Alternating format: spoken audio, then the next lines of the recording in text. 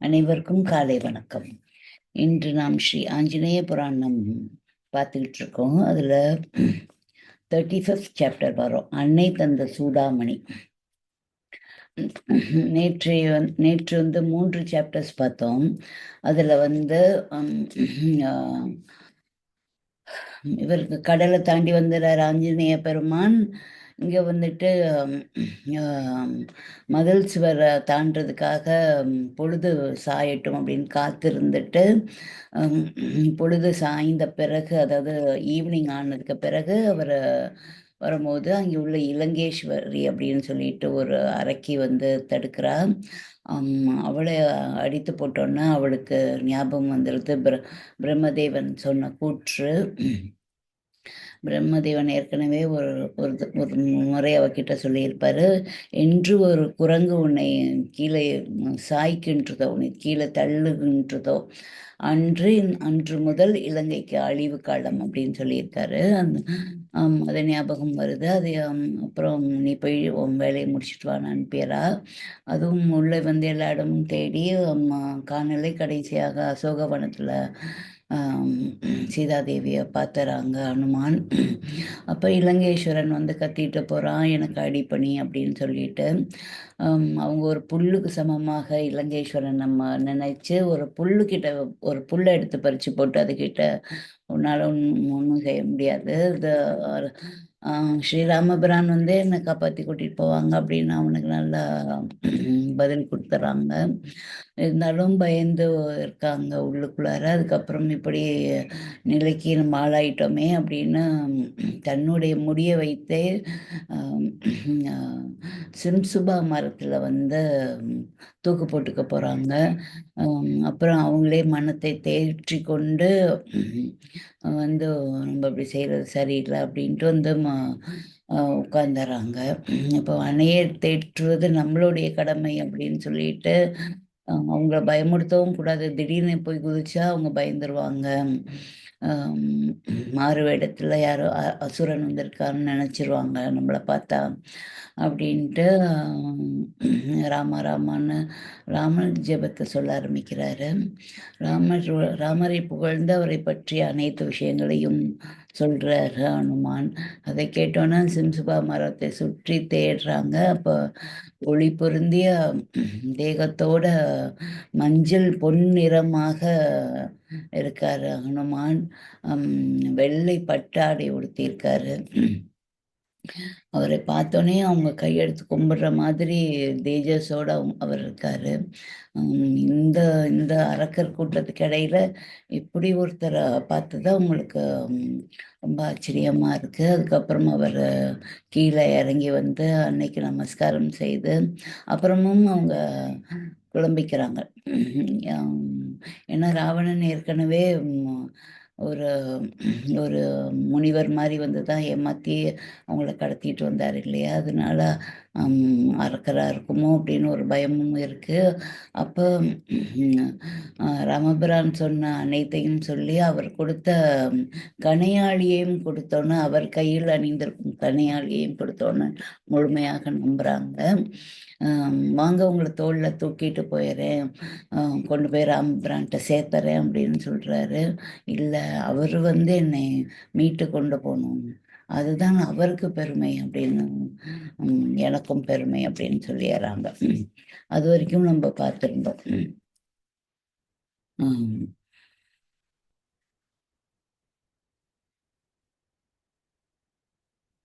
அதாவது அவர் மன்னிப்பும் கேட்டுக்கிறாரு ஆஞ்சநேயர். நான் ஏதாவது தவறாக சொல்லியிருந்தா மன்னிச்சிருங்க அப்படின்னு கேட்டுக்கிறாரு. அது வரைக்கும் நம்ம பார்த்துருந்தோம். ஓகே, இப்போ 35th சாப்டர் வந்துட்டோம். அன்னை தந்த சூடாமணி. ஆஞ்சநேயர் ஜானகியை பணிந்து, அம்மா ஸ்ரீராமனுக்கு அந்தரங்கமாக ஏதாவது செய்தி கூறுவதாக இருந்தால் தெரிவியுங்கள், அப்பொழுதுதான் என் வார்த்தையில் அவருக்கு நம்பிக்கை ஏற்படும்.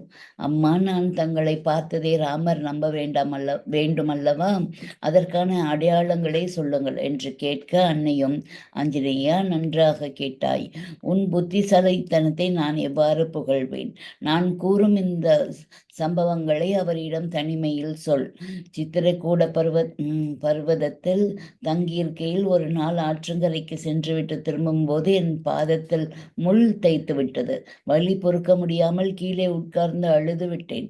என் காலில் தைத்த முள்ளை என் பிரபு எடுத்துக்கொண்டே, இதற்காக தான் நான் உன்னை அயோத்தியிலே இருக்க சொன்னேன். இந்த கரடு முரடு வாழ்க்கை உனக்கு கஷ்டமாக இருக்கும் என்று சொன்னதை கேட்காமல் வந்து விட்டாய் என்று செல்லமாக கடிந்து கொண்டார். அந்த சம்பவத்தை நான் அன்றே மறந்துவிட்டேன். பின்னர் பரதன் வந்திருந்த போது என் பிரபு ஜாடையாக என்னிடம் அந்த சம்பவத்தை சொல்லி ஊருக்கு அனுப்பி வைக்கட்டுமா என்று கேட்டார். எனக்கு திக்கென்றது. அவரை பேசாதிருக்குமாறு கெஞ்சினேன். பரதன் புறப்பட்டு செல்லும் வரை எனக்கு நிம்மதியே இல்லை. என்னை வற்புறுத்தி அனுப்பிவிடாதிருக்க வேண்டுமே என்று தவித்து விட்டேன். இந்த சம்பவத்தோடு நான் சொல்லும் இன்னொரு சம்பவத்தையும் அவருக்கு தெரிவி. சித்திரக்கூட பர்வதத்தில் மந்தாகினி ஆற்றின் சமீபமாக இயற்கையின் அழகை ரசித்த வண்ணம் நானும் அவரும் தனிமையில் இருந்தபோது இந்திரனுடைய குமாரன் ஜெயந்தன் காக்கையாக ரூபம் கொண்டு என் மார்பிலே வந்து கொத்தினான். நான் எவ்வளவோ முயன்றும் அவனை விரட்ட முடியவில்லை. திரும்ப திரும்ப என் மீது பாய்ந்து துணியை மூக்கால் கொத்தி கிழித்தான். என் மடியில் படுத்திருந்த அவரது தூக்கம் கெடக்கூடாது என்று பல்லை கடித்து கொண்டு அசையாமல் இருந்தேன். ஆனால் காயத்திலிருந்து பெருகிய இரத்தமானது அவரது முகத்தில் பட்டது. சட்டென்று பக்கத்தில் இருந்த தர்ப்பையில் பிரம்மாஸ்திரத்தை பிரயோகம் செய்து அவன் மீது ஏவினான். அந்த க்ஷணமே அஸ்திரம் பயங்கரமாக சீறிக்கொண்டு அவன் மீது பாய்ந்தது. ஜெயந்தன் பயந்து தந்தையிடம் ஓடி சென்று சரணடைந்தான். மகன் செய்த தவற்றை அவனை துரத்தும் பிரம்மாஸ்திரத்தையும் அறிந்த இந்திரன் ஸ்ரீராமன் விஷயத்தில் அபச்சாரம் செய்தவனுக்கு பாதுகாப்பு கொடுத்தால் தன்னையும் அவர் கோபம் சுற்றும் என்று மைந்தனுக்கு உதவ மறுத்துவிட்டான். ஜெயந்தன் கதறிக்கொண்டு ஒவ்வொரு தேவர்களாக தேடி அலைந்தான். ஒருவரும் அவனுக்கு உதவ மறுத்துவிட்டார்கள். முடிவில் ஸ்ரீராமனிடமே வந்து சரணடைந்தான். கருணாமூர்த்தியான பிரபு அவனுக்கு அபயம் அளித்தார். ராமபானம் வீணாகாது என்பதால் அதற்கு அவனுடைய கண்ணை பலி கொடுக்குமாறு சொன்னார். ஒரு கண்ணை இழந்து உயிர் தப்பினான் ஜெயந்தன். இந்த சம்பவத்தை நான் சொன்னதாக என் பிரபுவிடம் சொல். இன்னொரு நாள் நாங்கள் வனப்பிரதேசத்தில் நடந்து கொண்டிருந்த போது களைப்பு மேலிட்டதால் வியர்வை ஆறாக பெருகியது. அதனால் என் திலகமும் கலைந்திருந்தது. இதை பார்த்து அவர் பக்கத்தில் இருந்த செந்நிற கல்லை எடுத்து உராய்த்து என் நெற்றியில் திலகமிட்டார். இவை எங்கள் இருவருக்கும் மட்டுமே தெரிந்த அந்தரங்கமான விஷயங்கள். இவ்வாறு கூறியபடி தனது சேலையில் முடிந்து வைத்திருந்த சூடாமணியை அனுமனின் கைகளில் கொடுத்தாள். இது என் தாய் என் திருமணத்தின் போது தசரத மகாராஜா கையில் கொடுத்து எனக்கு அணிவிக்க செய்தார். இதை பார்க்கும்போது ஸ்ரீராமருக்கு அந்த சம்பவம் நினைவுக்கு வரும். என்னை பார்த்ததற்கு அடையாளமாக இதை அவரிடத்தில் கொடு என்றதும் அதை பவ்யமாக வாங்கி கொண்ட அனுமன் தன் கண்களில் ஒற்றி கொண்டார். ஆஞ்சநேயா, இன்னும் லக்ஷ்மணனை நான் விசாரித்ததாக கூறு. சுக்ரீவனிடமும் அவன் க்ஷேம நலன்களை விசாரித்ததாக சொல். என் பிரபுவின் வருகையை ஒவ்வொரு நாளும் எதிர்பார்த்து கொண்டிருப்பேன் என்பதையும் முக்கியமாக தெரிவி என்றாள். அம்மையே, தங்கள் கட்டளைகளை சிரமேற் தரித்து புறப்படுகின்றேன். அடியேன் ஆசிர்வாதம் விடை கொடுக்க வேண்டும் என்று பிரார்த்தித்த அனுமன் ஜானகியை 3 முறை வலம் வந்து நமஸ்கரித்தார். சீதையின் கண்களில் நீர் திரையிட்டது. ஆஞ்சநேயா, நீ பக்கத்தில் இருக்கும் வரை நான் துன்பங்களை மறந்து மகிழ்ச்சியோடு இருக்கின்றேன். நீ புறப்பட்டு சென்று விட்டால் மீண்டும் துக்கமே எனக்கு துணையாக வந்துவிடும். ஆகவே என் நிலைமையை நன்கு உணர்ந்து என் பிரபுவிடம் தெரிவித்து தாமதிக்காமல் புறப்பட்டு வரச் சொல். இன்று போல் நீ என்றைக்கும் ரூப சௌந்தரியத்தோடு பராக்கிரமத்தோடும் உத்தம குணங்களோடும் விளங்கி வருவாயாக. மகிழ்ச்சியோடு புறப்பட்டு செல். உங்கள் வருகையை வழிமேல் வெளி வைத்து எதிர்பார்த்து கொண்டிருக்கின்றேன் என்று ஆசிர்வதித்தாள். மாருதி அன்னையை மீண்டும் வணங்கி அங்கிருந்து புறப்பட்டார். இப்போ 36 சாப்டர் பார்க்க போறோம். அசோக வனத்தில் அரக்கவதம். கிழக்கு வெளுத்து விட்டது. அசோகவனத்தின் வாயிலுக்கு வந்த மாருதி சிறிது நேரம் தயங்கி நின்றார்.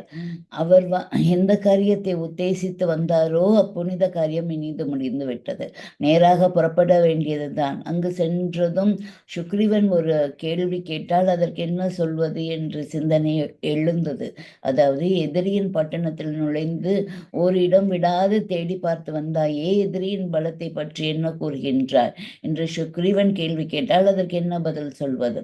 எதிரியின் பலத்தை அறிவதென்றால் சுலபத்தில் முடியுமா? ஏதாகிலும் சிறு சலசலப்பு ஏற்படுத்தினால்தான் அது நடக்கும். அப்படியாயின் என்ன செய்வது? ராவணனிடம் தாமாக செல்வது அவருக்கு பிடிக்கவில்லை. அது வீரத்திற்கு அழகாகாது. ராவணனின் ஆட்கள் வந்து அனுப்பி அவரை அழைத்து செல்வதுதான் அவருக்கு பெருமை தரும். அப்படியென்றால் ராவணனிடமிருந்து வீரர்களை எவ்வாறு வரவழைப்பது? அவருக்கு ஒரு அருமையான யோசனை உதித்தது. அசோகவனத்தை ராவணன் மிகவும் கண்ணும் கருத்துமாக கவனித்து வருகின்றான். அவன் கோபத்தை கிளற அதுவே தகுந்த இடம் என்று முடிவுக்கு வந்தார். அடுத்த கணம் செயலில் இறங்கினார். மிகவும் அருமையாக வளர்ந்திருந்த மரங்களை வேருடன் பிடுங்கி எறிந்தார். பூச்செடிகளை பிய்த்து நாற்புறமும் வீசினார். அலங்கார வளைவுகளை இடித்து நொறுக்கினார். அவருடைய அட்டகாசங்களை பறவைகள் பயங்கரமாக கிரீச்சிட்டு பறந்தன. சீதையின் அருகிலே அமர்ந்திருந்த அரக்கிகள் அந்த சப்தங்களை கேட்டு திடுக்கிட்டனர். என்ன ஆபத்து வந்து விட்டது பறவைகளுக்கு என்று கேட்டுக்கொண்டே எழுந்து வந்தனர். அங்கு அவர்கள் கண்ட காட்சி பெரும் திகிலை கொடுத்தது. குரங்கு ஒன்று அட்டகாசத்தோடு மரங்களை வேரோடு சாய்ப்பதையும் செடி கொடிகளை பீத்தி எரிவதையும் கண்டனர். ராவணனுக்கு தெரிவிக்காவிடில் அவர்களை கொன்று விடுவானே. ஆகவே அவர்களில் சிலர் அலறிக்கொண்டு அரண்மனைக்கு ஓடி சென்று ராவணனிடம் விஷயத்தை தெரிவித்தனர். குரங்கு வந்து அசோகவனத்தை அழிக்கின்றதா? ராவணனால் அதை நம்ப முடியவில்லை. அது முதலில் இலங்காபுரியில் எவ்வாறு நுழைந்தது? அவர்கள் ஏதாகிலும் கனவு கண்டு பயந்து போய் ஓடி வந்திருக்க வேண்டும் என நினைத்தான். அவர்களோ திரும்ப திரும்ப தாங்கள் சொல்வது உண்மையே என்றனர். இதற்குள் அசோகவனத்திலே ஏதோ சப்தம் கேட்பதை என்னவென்று அறிய சென்ற வீரர்கள் அங்கு நிகழ்ந்திருந்த அலங்கோலத்தையும் அவற்றின் நடுவே அட்டகாசத்தோடு நிற்கும் குரங்கையும் கண்டு பயந்த அரசனுக்கு அறிவிக்க வந்திருந்தனர்.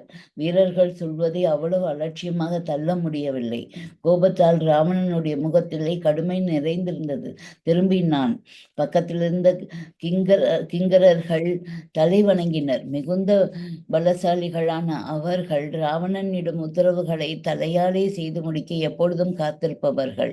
அசோகவனத்தில் ஏதோ ஒரு அற்ப குரங்கு வந்து மரம் செடி கொடிகளுக்கு நாசம் விளைவிக்கின்றதாம். அதை உயிருடன் பிடித்து வாருங்கள். அதிகமாக அடித்து துன்பப்படுத்த வேண்டாம். யார் என்று தெரிந்து கொள்வதற்குள் உயிரை விட்டுவிடும் என்றான். ராவணனை வணங்கிவிட்டு கிங்கரர்கள் புறப்பட்டார்கள். கையிலே சுருக்கு கயிற்றுடன் வந்த கிங்கர்களை பார்த்த மாருதி கடகடவென்று சிரித்தார். அடே, என்னை பிடிக்க கயிறு கொண்டு வந்திருக்கின்றீர்களா? வாருங்கள் வாருங்கள், காலதேவனுடைய பாசக்கயிறு உங்களுக்காக காத்திருக்கின்றது என்று கொக்கரித்தார். பின்னர் பக்கத்தில் இருந்த மரத்தை பிடுங்கி அதை கையில் பிடித்து சுழற்றியபடி அவர்கள் மீது பாய்ந்தார்.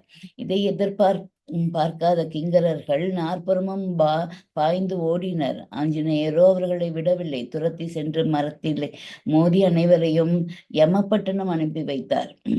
கிங்கரர்களுக்கு பின்னால் வந்த அரக்கிகள் தாங்கள் வந்து சேர்வதற்குள் அவர்கள் கொல்லப்பட்டு கிடப்பதை கண்டதும் மறுபடியும் ராவணனிடம் ஓடினார்கள்.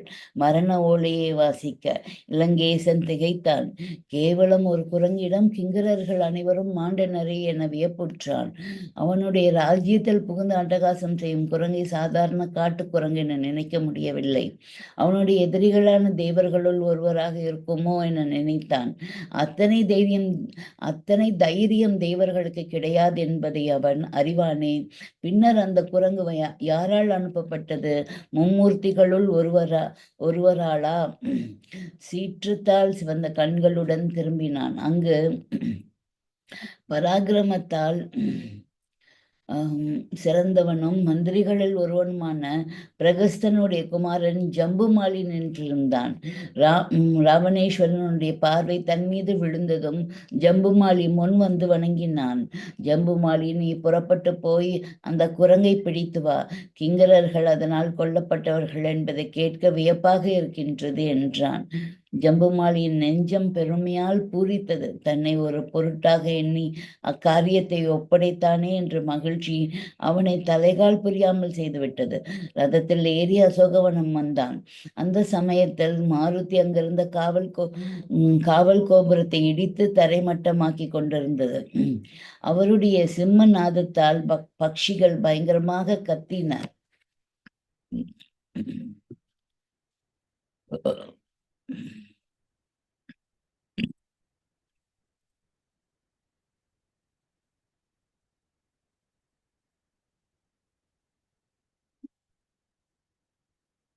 மாருதியை கண்டதும் ஜம்புமாலி இடி இடித்தது போன்று பயங்கர சப்தம் செய்து அஸ்திரங்களிலால் அவருடைய தேகத்தின் பல பாகங்களிலும் ஏக காலத்தில் அடித்தான். உடலெங்கும் பானங்கள் தைத்திருந்த ஜம்புமாலியை பார்த்து சீரிய மாருதி வெறி கொண்ட பிராணியைப் போல உடலை சிலிர்த்தது. உடலில் தைத்திருந்த பானங்கள் தூசி விலகுவது போல பொலபொலவென்று தரையில் கொட்டின. ஜம்புமாலி மீண்டும் மீண்டும் பானங்களால் அவரை அடித்தான். அவரோ ஒன்றையும் லட்சியம் செய்யாது பிடுங்கி எறிந்துவிட்டு மரத்தின் கிளையை கையில் எடுத்து சுழற்றியபடி அவனை நெருங்கி அதனால் அடித்தார். இமைக்கும் நேரத்தில் ரதத்தோடு ஜம்புமாலியை அடையாளம் தெரியாத விதத்தில் நசுக்குண்டு மாண்டான். ஜம்புமாலி கொல்லப்பட்டதை கேட்டதும் மற்ற மந்திரிகளின் குமாரர்கள் தாங்கள் சென்று அந்த குரங்கை தண்டித்து பிடித்து வருவதாக கூறி புறப்பட்டு வந்தனர்.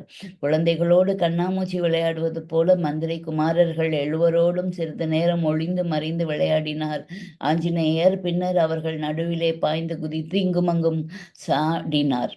அவருடைய கால்களாலும் கைகளாலும் அடியுண்டி எழுவரும் ஜம்புமாலியை தேடி தென்திசை சென்று விட்டனர். மந்திரி குமாரர்களுடைய உடல்களை சின்னாபின்னமாக்கி நாற்புறமும் எரிந்து காரம் செய்தார்.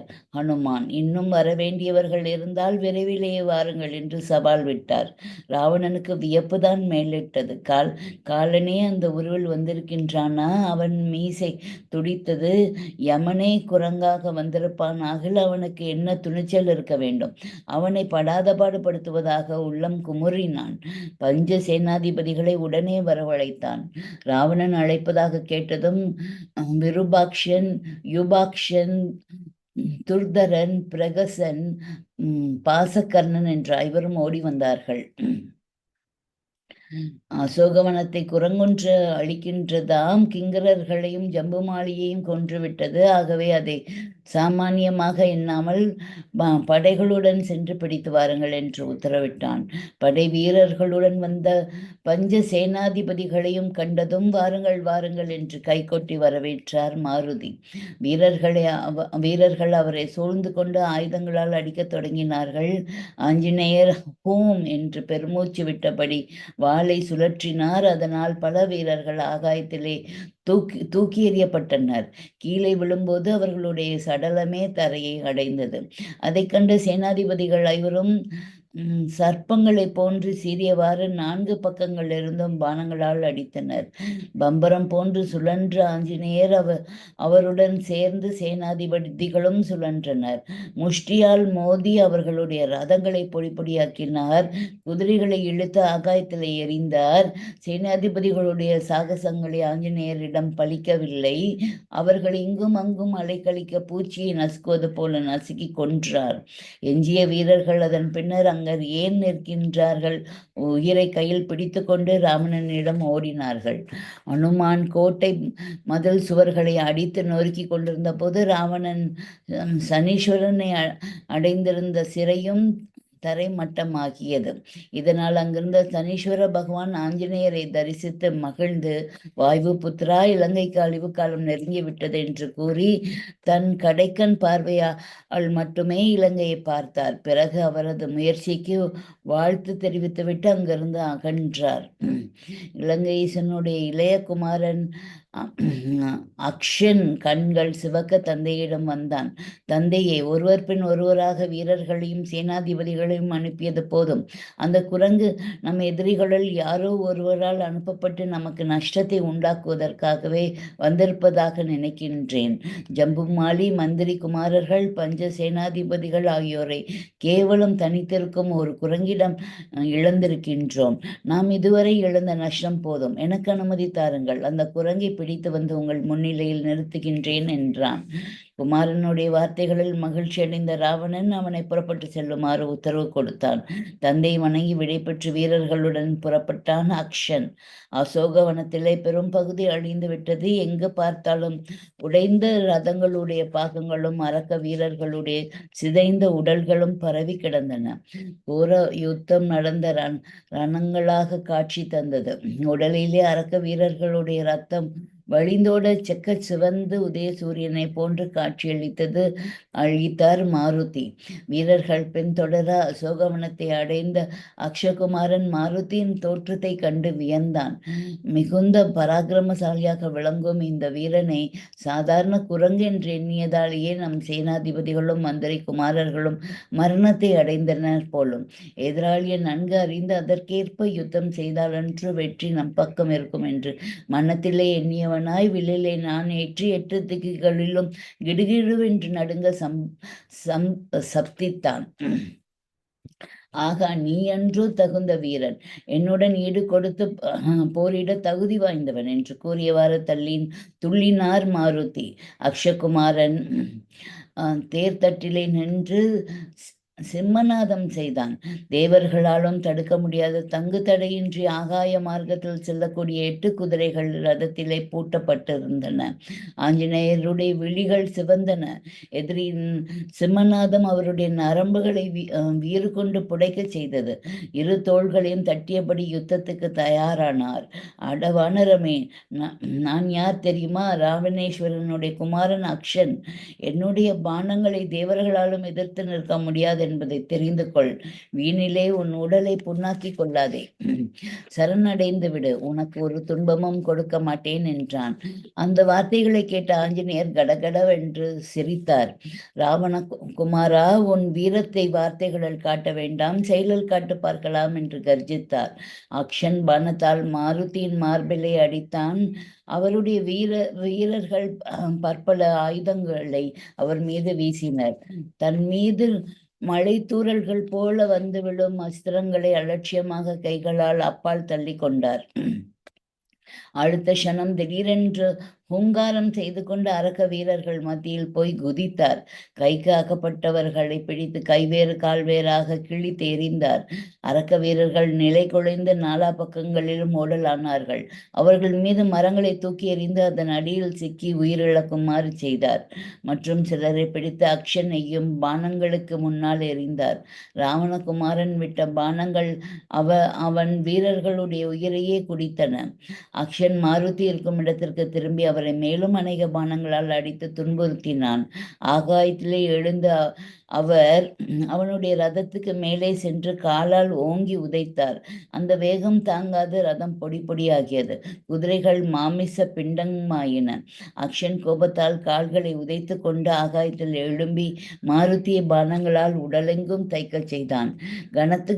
கணம் அவனுடைய வீரம் அதிகரிப்பதை கண்ட ஆஞ்சநேயர் அவனை அலட்சியப்படுத்துவது ஆபத்துக்கிடமாகும் என்பதை உணர்ந்தார். மிகவும் உக்கிரமான வேகத்தோடு அவன் மீது பாய்ந்தார். அவர் எய்த வலிமை மிகுந்த பானங்களும் அவரை தடுக்க முடியாது வீழ்ந்தன. அவர் மீது பாய்ந்து அவர் அவனுடைய 2 கால்களையும் பற்றி தலைக்கு மேலே தூக்கி கிருகிருவென்று சுழற்றினார். மூச்சுவிட முடியாது திண்டாடினான் அக்ஷன். அவன் கையில் இருந்த வில் ஒரு பக்கம் போய் விழுந்தது. வெளிகள் பிதுங்கின. தம் பலம் கொண்ட மட்டும் ஓங்கி தரையிலே அவனை அடித்தார். அக்ஷன் மண்டை உடைந்து சிதறி உயிரை விட்டான். குமாரனுடைய மரண செய்தி ராவணனை கலங்கு செய்து விட்டது. இதோட 36 முடியுது.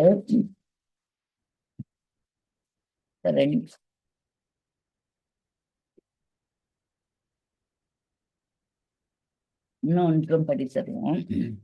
37 பிரம்மாஸ்திரத்திற்கு கட்டுண்ட பிரம்மச்சாரி. மகனுடைய மரணத்தால் தாங்க முடியாத சோகத்தை அடைந்து தவிக்கும் ராவணனை பார்த்த அவனுடைய மூத்த குமாரன் இந்திரஜித், அப்பா கவலைப்படாதீர்கள், தம்பியின் மரணத்திற்கு நான் பழி வாங்காது விட மாட்டேன். அந்த குரங்கை அது யாரால் அனுப்பப்பட்டிருந்தாலும் சரி, உங்கள் முன் கொண்டு வந்து நிறுத்தாவிடல் நான் இந்திரனை ஜெயித்தது பொய்யாகட்டும். எனக்கு அனுமதி கொடுங்கள். அப்பா, தம்பியின் உயிரை கவர்ந்த அந்த குரங்கின் உடலை அழிக்க என் கைகள் துடிக்கின்றன, என் ரத்தம் கொதிக்கின்றது என்றான். ராவணன் மகனை கட்டி தழுவிக்கொண்டு, மேகநாதா, உன் உள்ளத்திலே பாசம் துடிப்பதை நான் அறிவேன். உன்னை நான் தடுக்கவில்லை. அக்ஷனை வதைத்த அந்த குரங்கை பிடித்து இழுத்து வா.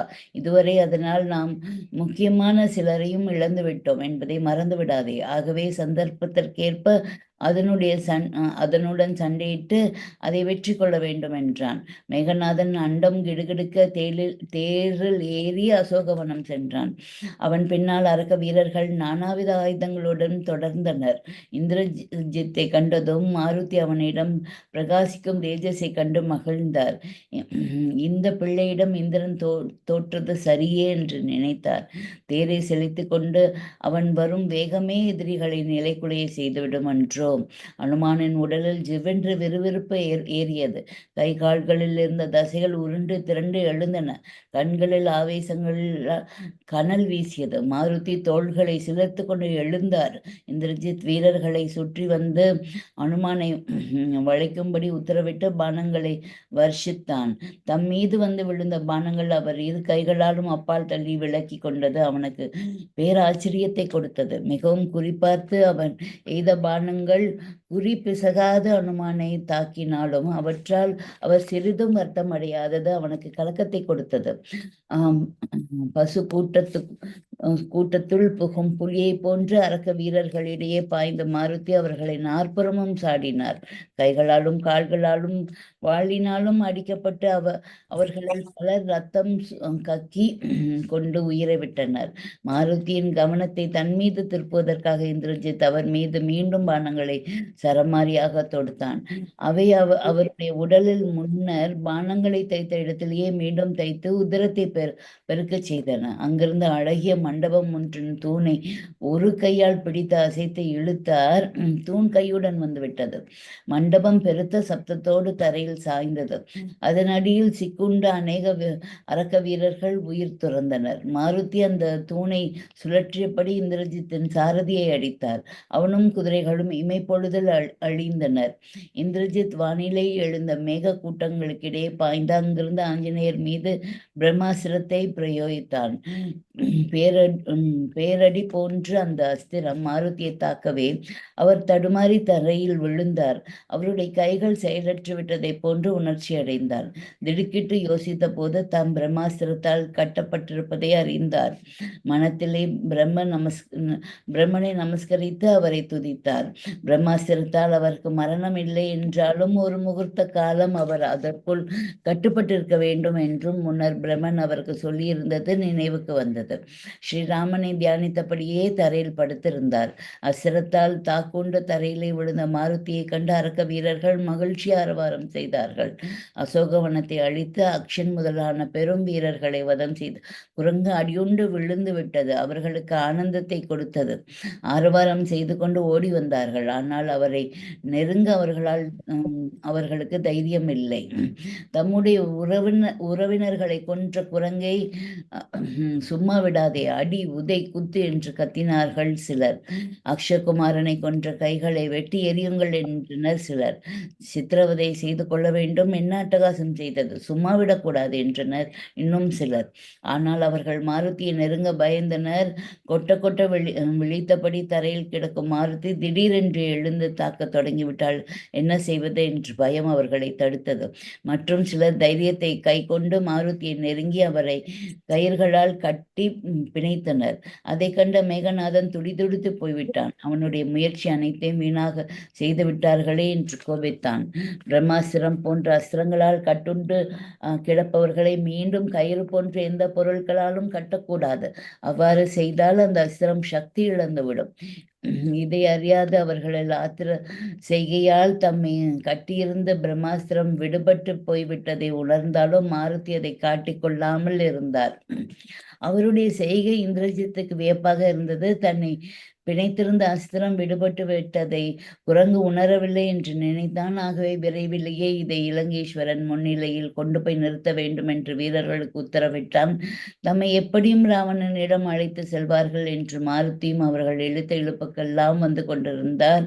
அவர்கள் ஆத்திரத்துடன் அவர் முகத்திலே குத்தியும் இடித்தும் துன்புறுத்தி கொண்டு வந்ததை பொறுமையுடன் சகித்து கொண்டிருந்தார். கயிர்களால் அவரை பிணைத்து தெருவழியே நடத்தி அழைத்து சென்ற போது பலரும் அவரை பலராகி ஏசினர்.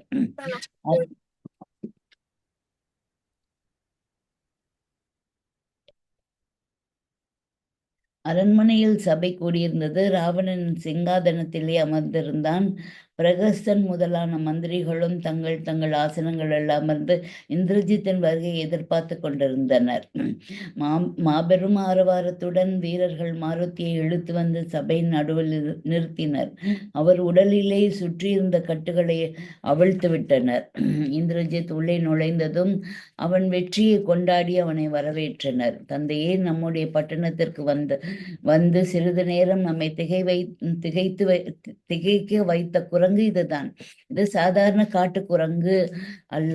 வழி மாறி வந்துவிட்டதாக எண்ணக்கூடாது. பராக்கிரமத்திலே எனக்கு சமமாக விளங்குவதால் நம்முடைய எதிரிகளுள் யாரோ ஒருவரால் அனுப்பப்பட்டு வந்திருக்கின்றது என்றே நினைக்கின்றேன். இவ்வாறு இந்திரஜித் கூறியதும் ராவணன் வெறுப்பு மிக்க பார்வையால் மாருதியை பார்த்தான். குரங்குடன் பேசுவது தன் பெருமைக்கு உகந்தது அல்ல என்று எண்ணினான் போலும். பிரகசனை விசாரிக்குமாறு சொன்னான். மாருதியின் உள்ளம் பதைத்தது. தம்மை அவமதிக்கும் ராவணனுக்கு தகுந்த புத்தி கற்பிக்க எண்ணினார். பிரகஸ்தன் மாருதியை பார்த்து கேட்டான், ஏய் குரங்கே, நீ யார்? இலங்கையில் என்ன காரியமாக நுழைந்தாய்? உன்னை அனுப்பியது யார்? இந்திரன், வருணன், குபேரன் போன்ற தேவர்களில் ஒருவரா? பயப்படாத உண்மையை சொல்லிவிடு, உன்னை விட்டு விடுகின்றோம். ஆஞ்சநேயர் கடகடவென்று சிரித்தார். ராவணன் தம்மிடம் நேரடியாக பேசாவிடனும் தாம் அவனுக்கு நேரடியாக பதில் அளிக்க விரும்பினார். ராவணா, எந்த தேவர்களால் உனக்கு துன்பம் வந்துவிடும் என்று பயப்படுகின்றாயோ அவர்களில் யாரும் என்னை அனுப்பி வைக்கவில்லை. நான் சுக்ரீவ ராஜாவினுடைய தூதன். என் பெயர் அனுமான். நான் எந்த காரியத்தை உத்தேசித்து இங்கு வந்திருப்பேன் என்பதை புத்திசாலியான நீ ஊகித்திருக்க முடியும். தெரியவில்லை என்றால் நானே சொல்கின்றேன். சபையிலே கூடியிருந்த கூட்டத்திற்கிடையே தாம் நடு மத்தியில் நின்று கொண்டிருப்பதையும் மற்றவர்கள் தங்கள் ஆசனங்களில் அமர்ந்திருப்பதையும் கண்ட மாருதி அதை விரும்பவில்லை. தம்முடைய வாளை வளர்த்து அதை சுருட்டி ஆசனமாக அமைத்து அதன் மீது ஏறி அமர்ந்து தமக்கு ஒரு ஆசனத்தை தயார் செய்து கொண்டார்.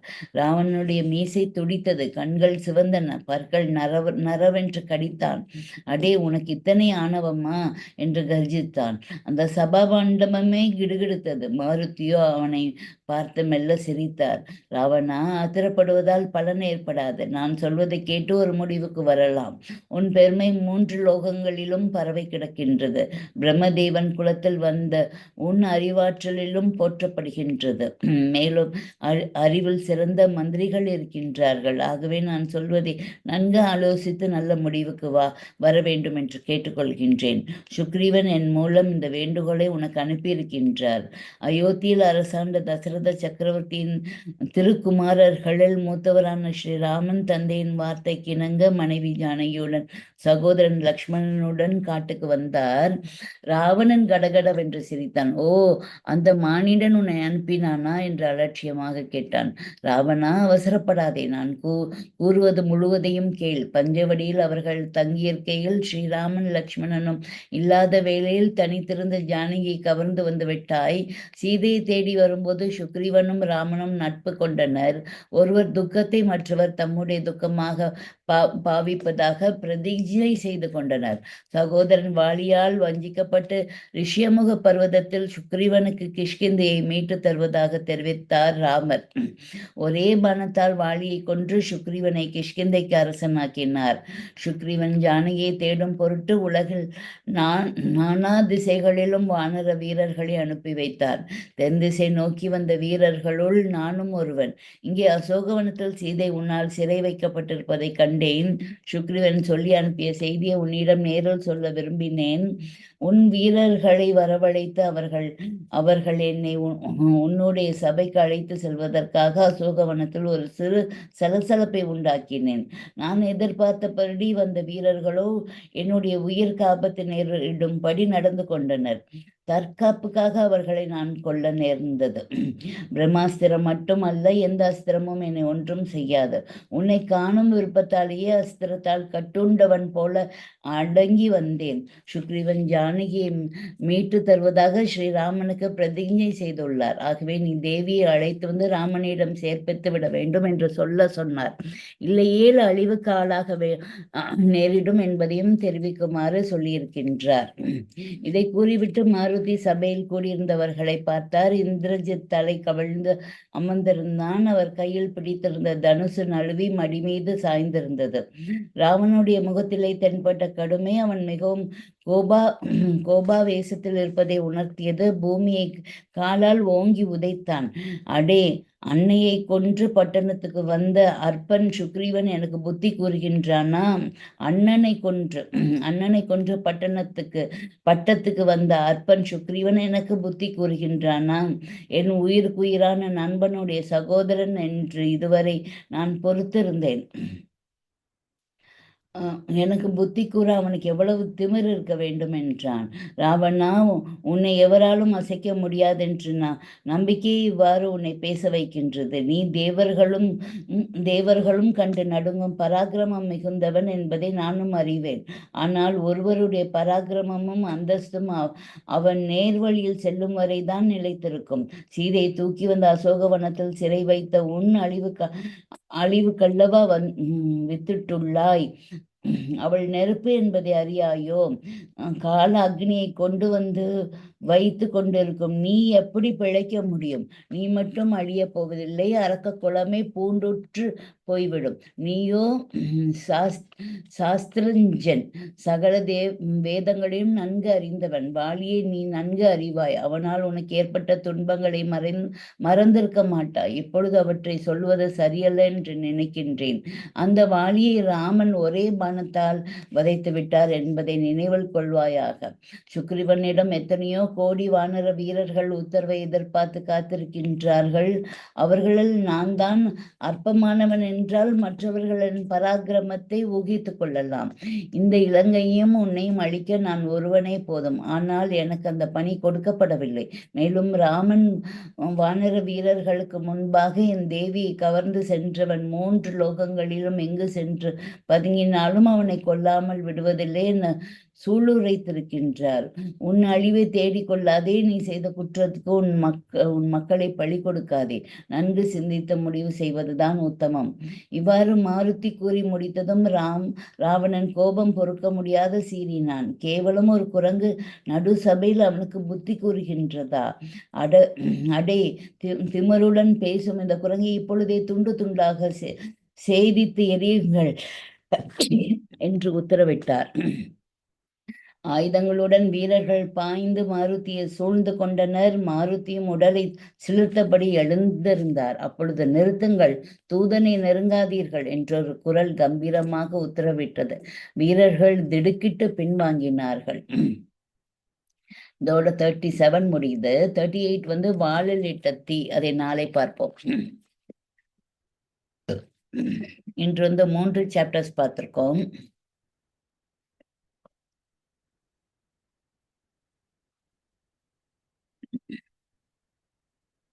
சீதையை பார்த்துட்டு அங்க சீதை கிட்ட கேட்குறாங்க. ஹனுமான் அவங்கள வணங்கி கேட்குறாங்க, நான் புறப்புறேன். ஆனால் உங்களை பார்த்ததன் அடையாளமாக நான் ஸ்ரீராமபிரான் கிட்ட போய் என்ன சொல்லட்டும்? உங்களுக்குள்ளார நடந்த விஷயங்கள் ஏதாவது சொல்லுங்க, அப்போதான் நான் உங்களை பார்த்தேன்னா அவங்களும் நம்புவாங்க அப்படின்னு சொல்றாங்க.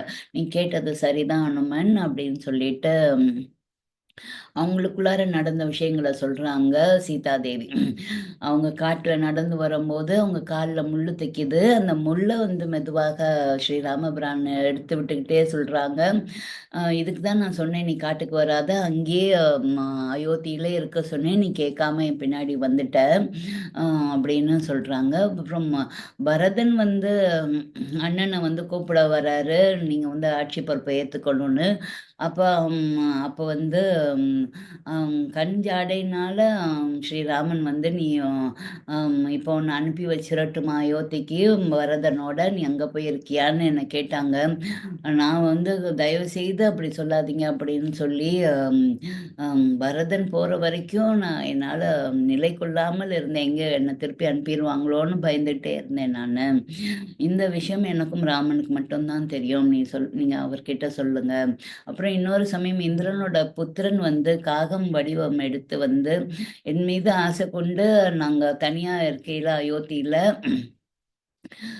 அவர் அயர்ந்து என் மடியில தூங்கிட்டு இருந்தப்போ, என்னோட மார்பக சேலைய வந்து கொத்தி கொத்தி இது பண்ணாரு. நான் எவ்வளோ விரட்ட முயற்சி செய்தேன். ஆனாலும் விரட்ட முடியல. அவன் வந்து மார்பகங்கள குத்திட்டான். அதுலேருந்து வடிந்த ரத்தம் வந்து ராமபிரானோட முகத்துல பட்டுருச்சு. அவருக்கு வந்து அங்கே தர்ப்பை புல்ல எடுத்து அதை பிரம்மாஸ்திரமாக ஏவி விட்டாரு. அது அவனை விரட்டிட்டே போச்சு. இந்திரனோட புத்திரனை இந்திரன் கிட்ட ஓடி போனான். அப்ப இந்திரன் நடந்த விஷயங்களை ஞான திருஷ்டியில தெரிஞ்சுக்கிட்டு, ராமருக்கு ராமருடைய பிரம்மாஸ்திரத்தை நம்ம தடுத்தோம்னா, இல்லை பிள்ளையை காப்பாற்ற நினைச்சா அந்த இது நம்மளையும் சூழ்ந்துக்கும். அந்த பாவம் வந்து நம்மளையும் சூழ்ந்துக்கும். நம்மளையும் நமக்கும் ஆபத்து அப்படின்னு உதவ மறுத்துட்டான். ஒவ்வொரு தேவர்களாக அவன் போய் கெஞ்சினா, கடைசியாக வந்து எதுவும் முடியாம ராமர்கிட்டயே வந்து மன்னிப்பு கேட்டான். அப்ப ராமருடைய பிரம்மாஸ்திரம் புறப்பட்டது தான்.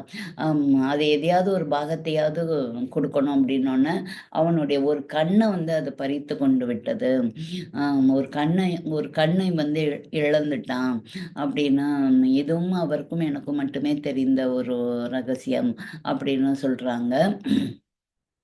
அப்புறம் வந்து தன் முந்தானையில முடித்து வைத்திருந்த கணையாழிய இல்ல கணையாழி இல்ல அது. அவர் கொடுத்து விட்டது தான் கணையாழி. இவங்க கொடுத்து விட்டது வந்து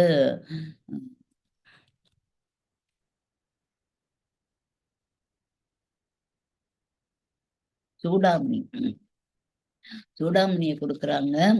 அந்த சூடாமணியை கொடுத்து, இது என்னோட தந்தை தசரத மகாராஜா வந்து இல்ல ஜனக மகாராஜா தசரத மகாராஜாட்ட கொடுத்து, என் தாயும் தந்தையும் வந்து தசரத மகாராஜாட்ட கொடுத்து எனக்கு அணிவிக்க சொன்னாங்க கல்யாணத்தை போது.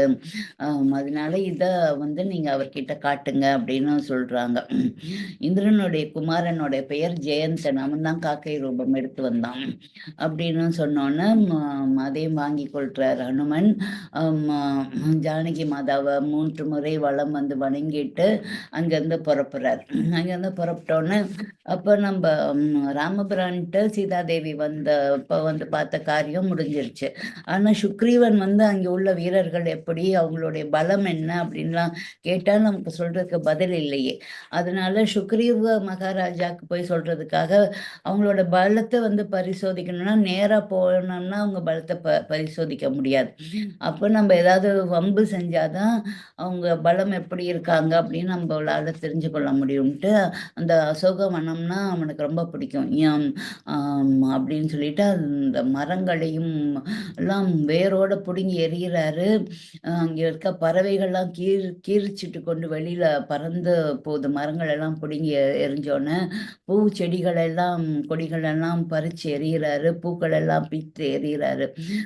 அப்ப அந்த அங்க இருக்க அரக்கிகள்லாம் பறவைகள் அப்படி போடுற சத்தமும் அந்த மரங்கள் திடீர் திடீர்னு வேரோட விழுகிற சத்தத்தையும் கேட்டோன்னா ராவணன் கொன்றுவானே தெரிஞ்சான்ட்டு ஓடுறாங்க அவன்கிட்ட சொல்றதுக்கு விஷயத்த. அவன் அவன் நம்பலை, என்ன மரங்களை ஒரு குரங்கு வந்து பிச்சை போடுதா அப்படின்னு சொல்லிட்டு நம்பாம இருக்கிறாரு.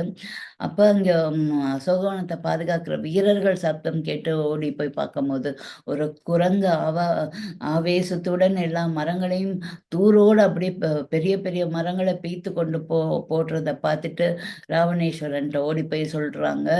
அப்புறம் தான் நம்புறாரு. அப்ப வந்து அங்க இருக்கிற அங்க ஓடி போய் சொன்னோன்னு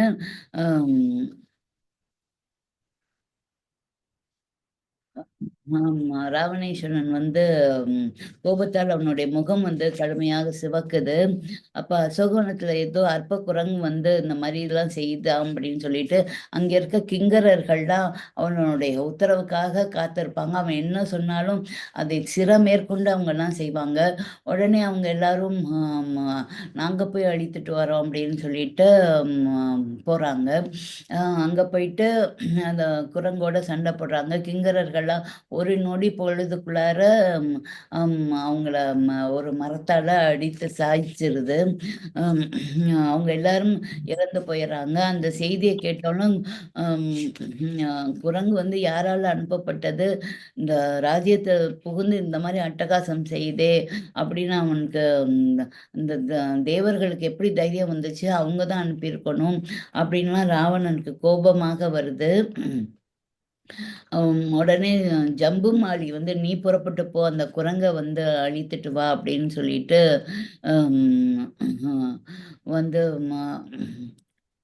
மந்திரிகளில் ஒருவனான ஜம்புமாலியம் போறாரு சண்டைக்கு. அவரையும் நொடி பொழுதுல ஜம்புமாலிக்கு ஒரே பெருமையாக இருக்கு, இவ்வளவு பேரு கீழே தன்னை வந்து ராவணன் கூப்பிட்டு போக சொல்றாருன்னு. அப்போ வந்து அந்த அப்போதான் மாருதி வந்து அங்க இருந்த கோபுரத்துல இருக்கிற காவல் காவல் செய்யறவங்களாம் நிக்கிறதுக்காக ஒரு கோபுரம் கட்டப்பட்டிருந்தது. அதை வந்து இடித்து தரைமட்டமாக்கிக்கிட்டு இருந்தாரு. அப்ப அந்த சிம்மநாதம் வந்து ஒரு சிங்கத்தோட கர்ஜனை மாதிரி ஹனுமான் செய்யறாரு. அதுல பட்சிகள் பறவைகள்லாம் பயந்து பயங்கரமாக கத்துது. அந்த சத்தத்தை கேட்டுட்டு பயந்து போறாங்க. அப்ப மாருதியை பார்த்தோன்னா ஜம்புமாலி வந்து பயங்கரமான அஸ்திரங்களால வந்து சண்டை போடுறாரு.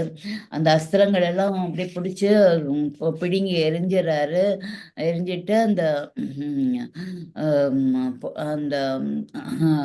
ஜம்புமாலியை ஒரு நொடி பொழுதுல அடித்து கொன்னுறாரு. அப்போ வந்து ரதத்தோட ஜம்புமாலி அடையாளம் தெரியாத விதத்துல நசுங்குண்டு இறந்து போயிறாரு. ஜம்புமாலி கொல்லப்பட்டத விஷயம் தெரிஞ்ச உடனே மந்திரிகளோட குமாரர்கள்லாம் புறப்பட்டு வராங்க. அவங்க எல்லாரையும் அரகரகாரத்தோட ஹனுமான் வந்து கொண்டுட்டு இன்னும் வர வேண்டியவங்க யார் இருந்தால் சீக்கிரம் வாங்க அப்படின்னு சொல்றாரு. ராவணனுக்கு வியப்பாக இருக்குது. என்ன ஒரு காலன் யமதர்மராஜனே அவனுக்கு ஆட்கள் கிடைக்காம அவனே வந்துட்டானா அப்படின்னு மீசை துடிக்குது ராவணனுக்கு. என்ன ஒரு குரங்கு ரூபத்துல வந்து அட்டகாசம் செய்யறானா அப்படின்னு அவனுடைய பஞ்ச சேனாதிபதிகளையும் 5 சேனாதிபதிகளையும் விருபாக்ஷன், யுபாக்ஷன், துர்தரன், பிரகசன், பாசகர்ணன் அப்படிங்கிற 5 சேனாதிபதிகளும் போருக்கு வராங்க. 5 பேரையும் வந்து 5 ரதத்துல வராங்க. அவங்க 5 பேரையும் வீரர்களோட அவர் வந்து முடித்தராரு ஆஞ்சநேயர். அதுக்கப்புறம் வந்து அந்த சேனாதிபதிகள் வந்து 5 பேரும் எப்படி வராங்கன்னா சர்ப்பங்கள் போல, பாம்பு போல 5 பக்கம் இருந்து தாக்குறாங்க. அவங்களெல்லாம் முஷ்டியில மோதியே அவங்களோட ரதங்களோட அவர் பொடி பொடியாக்கிறார். முஷ்டினா அவங்க அந்த இந்த என்ன முஷ்டிங்கிறது இந்த பைசப்ஸ், அதனாலே வந்து அவங்கள வந்து இது பண்ணிடுறார்.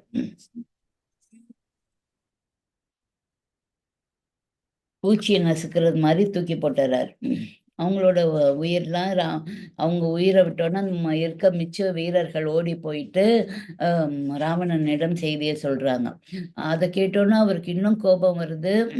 அதுக்குள்ளார கோட்டை சுவரெல்லாம் வந்து அவர் அடித்து நொறுக்கி போட்டுறாரு ராவணன். ஏன்னா நம்ம போருக்கு வரணும்ல, அப்போ கோட்டை சுவர்லாம் வந்து தடங்களாக இருக்கக்கூடாதுன்ட்டு. அப்போ ராவணன் வந்து சனீஸ்வரன் வந்து அடைத்து வைத்திருக்க சிறையும் தரமட்டமாக்கிறாரு. அதனால அங்க இருக்க சனீஸ்வரனுக்கு சந்தோஷம் அடைந்து, வாயுபுத்திரா நீ இலங்கைக்கு அழிவு காலம் வந்துருச்சுன்னு இலங்கையை வந்து ஒரு ஓர கண்ணால சனீஸ்வரர் பார்க்குறாராம். பார்த்தோன்னா அவருக்கு வந்து அழிவு காலம் இலங்கைக்கு ஆரம்பிச்சிருச்சு அப்படின்ட்டு. அப்புறம் ஹனுமானுடைய முயற்சிக்கு வந்து ஆசி கூறிட்டு அவர் அங்கேருந்து புறப்பட்டு போறார் சனீஸ்வரர். அப்போ இலங்கேஸ்வரனோட இளைய குமாரன் அக்ஷய குமாரன் அப்படின்னு சொல்லிட்டு அவன் வந்து வரான். அப்போ நீங்கள் வந்து அந்த அந்த குரங்கோட சக்தியை என்னன்னு தெரியாமல் நீங்கள் பாட்டு நம்ம இவ்வளோ பேரை இழந்துட்டோம், 5 இவர்களை சேனாதிபதிகளை, அப்புறம் அவங்களுடைய குமாரர்களை, அப்புறம் இவர் எல்லா ஜம்பு மாளிய மந்திரி குமாரர்கள் இவ்வளோ பேரை நம்ம இழந்துட்டோம். கிந்தரவர்களை எல்லாரையும், கந்தரவர்களை எல்லாரையும் நம்ம இழந்துட்டோம். கிங்கர்கள் எல்லாரையும் இழந்துட்டோம். அதனால அவன்கிட்ட நான் போறேன் அப்படின்னோன்னு அப்பா ஒரே சந்தோஷமாயிருது. அவனை கட்டி தழுவி போறாரு. சொல்றாரு. அக்ஷயகுமாரன் ரதத்துல ஏறி, அந்த குதிரைகள் வந்து வானத்துல பறக்கக்கூடிய குதிரைகள், அதுல ஏறி படை வீரர்களோட போறாரு. ஹனுமானை பார்த்தோன்னே அவனுடைய வீரம் வந்து தேஜஸை பார்த்தோன்னே இவன் இந்திரனுக்கு சமமானவன், இவனை சாதாரணமாக குரங்குன்னு நினைச்சவங்கலாம் சண்டை போட்டதுனால தான் தோத்து போயிட்டாங்க அப்படின்ட்டு ஒரு போர் வீரனுக்கு கொடுக்க வேண்டிய மரியாதையோட அவனை 8 திக்குகளிலிருந்தும் வந்து தாக்குறாரு அக்ஷயகுமாரன். நீதான் சரியான வீரன் அப்படின்னு சொல்லிட்டு அவனோட போரிட்டு ஆஞ்சநேயர் வந்து அவரையும் வந்து அக்ஷயகுமாரனும் இறந்து போயிறார். அவர் நிறைய பானங்களால தாக்குறாரு அக்ஷயகுமாரன். அந்த பானங்கள் எல்லாம் பிடுங்கி எரிஞ்சுறாரு. திரும்பி பானங்களால தாக்குறாரு. அங்கிருந்து ரத்தம் வந்து அப்படியே ஓடுது.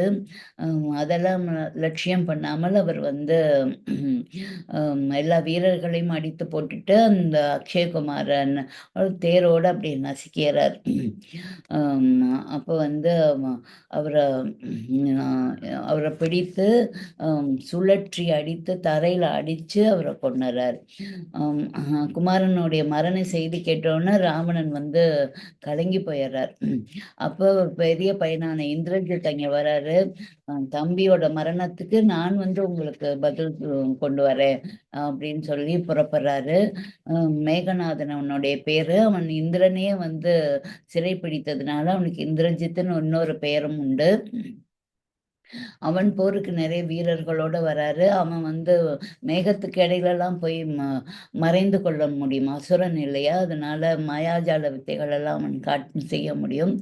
அவன் போருக்கு வராரு. அவன் அஸ்திரங்களை எய்றாரு. 4 பக்கமும் இருந்து 8 பக்கமும் இருந்து வீரர்களை சூழ்ந்து மாருதியை சூழ சொல்றாரு. எல்லாரும் சூழ்ந்துக்கிறாங்க. பெரிய போராட்டம் நடக்குது. அவர் மரங்களை பிடுங்கி எறிந்து வீரர்களை கொல்றாரு. மண்டபத்தோட ஒரு தூணை பிடிங்கணும்னு அந்த மண்டபமே சரசரன்னு கீழே விழுந்து வீரர்கள் நிறைய பேர் அழிந்து போயிடறாங்க. அந்த ஒரு தூணை பிடித்து இந்திரஜித் வந்த சாரதி, அந்த குதிரைகளை ஓட்டிக்கிட்டு வந்த சாரதியையும் அந்த குதிரைகளையும் கொன்னுறாரு. இந்திரஜித் வானில போய் பறந்து சண்டை போடுறாரு. அங்க இருந்து பிரம்மாஸ்திரத்தை ஏவி விட்டுறாரு. அந்த பிரம்மாஸ்திரத்தை ஏவி விட்டோன்னு வந்து அவன் இவனுடைய மாருதியுடைய கைகள் வந்து ஆஞ்சநேயருடைய கைகள் செயல் இழந்து போயிருது, அப்படியே கீழே விழுந்துடுறாரு. ஏற்கனவே இந்திர பிரம்மாஸ்திரம் வந்து ஹனுமனை வந்து உயிரை வாங்காது அப்படின்னு பிரம்மன் வந்து வாக்கு கொடுத்துருக்காரு. ஆனால் அதுக்கு கட்டுப்பட்டு நீ சிறிது நேரம் அந்த பிரம்மாஸ்திரத்தை கட்டுண்டு கிடக்கணும் அப்படின்னு சொல்லியிருக்காரு பிரம்மன். அதற்கிணங்க ஒரு க்ஷண நேரம் வந்து அப்படியே கட்டுண்டு கீழே கிடப்பாரு. அப்போ அந்த வீரர்களாக இவன் நம்ம குழந்தைகளை அழிச்சிட்டான், இன்னும் எல்லாம் இவனை கொன்னுடுங்க, இவனை அடிங்க அப்படின்னு ஒவ்வொரு வீரரும் ஒன்று ஒன்று சொல்கிறாங்க. ஆனால் பக்கத்தில் நெருங்க பயப்படுறாங்க. அப்புறம் சில வீரர்கள் இந்த கொண்டு வந்த கயரை வச்சு அவரை கட்டிடுறாங்க. அப்போ இந்திரஜித் வானத்துலேருந்து மேகத்துக்கு இடையில இருந்துட்டு வரான். நீங்களாம் தப்பு செஞ்சிட்டீங்க, அந்த வேற பிரம்மாஸ்திரத்தால் கட்டுண்டு கிடக்கிறவங்களுக்கு வேற ஏதாச்சும் நம்ம வேற பானங்களாலேயோ வில்ல அம்புனாலேயோ இல்லை வேற ஆயுதங்களாலேயோ கயராலேயோ ஏதாவது நம்ம மறுபடியும் தீங்கு செய்தால் அந்த பிரம்மாஸ்திரத்தோட பவர் போயிடும். அது தெரிஞ்சும் இவர் வந்து ஹனுமன் வந்து பேசாமல் இருப்பார். ஏன்னா இவங்க எப்படியும் தன்னை இழுத்து கொண்டு ராவணன்கிட்ட போவாங்க அப்படின்ட்டு அங்கே பேசாமல் அவர் இருப்பார். அதே இந்திரஜித்துக்கு ஆச்சரியமாக இருக்கும். இவனுக்கு அந்த பிரம்மாஸ்திரத்தோட பலம் போயிருச்சு, இருந்தாலும் அப்படி படுத்து கிடக்குறாரு. சரி, அவர் இன்னும் அந்த பயத்தில் இருக்காரு, இந்த டைம் நம்ம அப்பாட்ட அவரை இழுத்துக்கிட்டு போயிடணும் அப்படின்னு சொல்லிட்டு அவரை வழியெல்லாம் ரோட்லெல்லாம் இழுத்துக்கிட்டு போகிறாங்க ஹனுமானை. கட்டி எடுத்துட்டு போகிறாங்க. அவர் ஒரு ஒரு இப்படி தோலை முறுக்குனா போதும், அந்த கட்டுண்ட கயிறெல்லாம் பிரம்மாஸ்திரம்லாம் அப்படியே பிச்சுக்கிட்டு போயிடும். இருந்தாலும் அவர் வந்து பேசாமல் பொறுமையாக போவார். அவங்க கொடுக்குற அடியெல்லாம் வாங்கிக்கிட்டு ராவணனை பார்க்கணுங்கிறதுக்காக போவாங்க. அங்கே எல்லா மந்திரிகள் ராவணன் எல்லாரும் சுற்றி உட்காந்துருப்பாங்க. ஹனுமானை கொண்டு போய் நடுவில் நிற்க வச்சிருவாங்க. அப்போ வந்து நீதான் அந்த அற்ப குரங்கா இவ்வளோ பேரை கொன்னது அப்படின்னு சொல்லி அவனுக்கு பேச பிடிக்காம அவருடைய மந்திரியை வந்து பேச சொல்றாரு ராவணன். அதுவே இவருக்கு கோபமாக இருக்கும் ஹனுமானுக்கு. இருந்தாலும் அவன் நீ யார் ஒன்று அனுப்புனான், இந்திரன் அனுப்புனானா, யார் ஒன்று அனுப்புனான் அப்படின்லாம், தேவர்கள் அக்னி பகவான் அனுப்புனானா யார் அனுப்புனாங்க அப்படின்னு கேட்குறாரு அந்த மந்திரி. ஆனால் இவர் வந்து பதில் வந்து நேரா ராவணனுக்கு தான் சொல்றாரு ஹனுமான். சொல்றாரு, இந்த நான் வந்து சுக்ரீவன் சுக்ரீவன் என்னோட ராஜா, அவர் அனுப்பின தூதன் நான். உன்னுடைய ஆட்கள் வந்து என் உயிரை வாங்க வந்தாங்க, அதனால அவங்கள கொன்றேன். மற்றபடி நான் எந்த தவறும் செய்யலை. நான் இங்கே வர்றதுக்காக உன்னுடைய சுக்ரீவ கோடிக்கணக்கான குரங்குகளை வைத்து சேகரித்து வச்சிருக்காரு. அதில் ஒரு ஆள் நான். என்னை விட அவர்கள் எல்லாரும் பலசாலிகள்.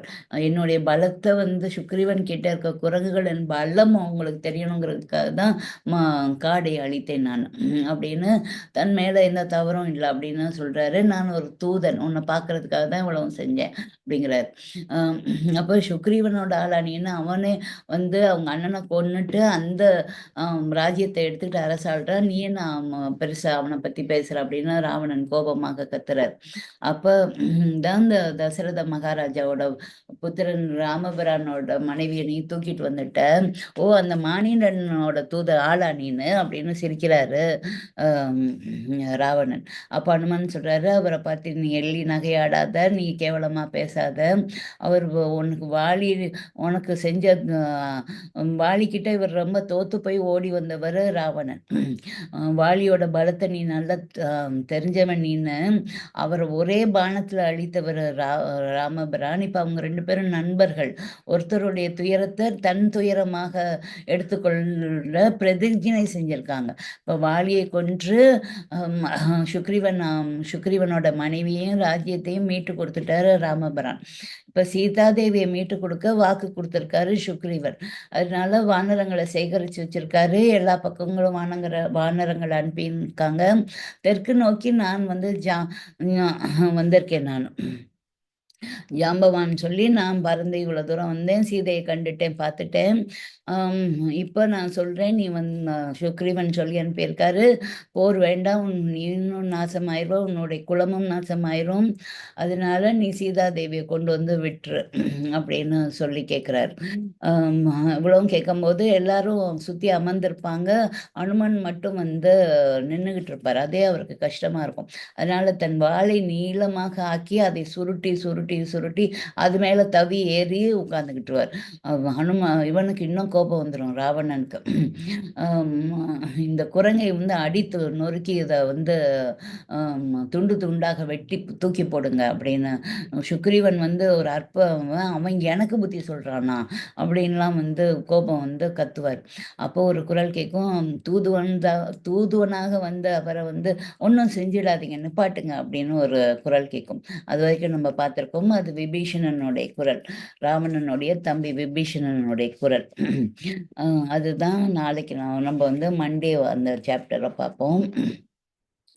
இப்போ இன்னைக்கு ஹனுமனுக்கு எவ்வளோ எவ்வளோ பலம் வந்தது அப்படின்னா, ஓம் ஸ்ரீ ஆஞ்சநேயா போற்றி, ஆஞ்சநேயா போற்றி அப்படின்னு நம்ம 108 முறை சொல்லி இந்த கிளாஸை நம்ம நிறைவு செய்து கொள்வோம். அவரை நம்ம போற்றி செய்யும் போது அவருடைய பலமும் பராக்கிரமமும் ஞானமும் ஞான திருஷ்டியும் அவருடைய சமயோஜித புத்தியும் எந்த நேரத்தில் என்ன செய்யணும் அப்படின்னு அவ்வளோ பராக்கிரமமும் நமக்கும் கிடைக்க அவர் உதவுவார். அதை ஓம் ஸ்ரீ ஆஞ்சநேயா போற்றி அப்படின்னு 108 முறை சொல்லிட்டு கிளாஸை நிறைவு செய்து கொள்வோம்.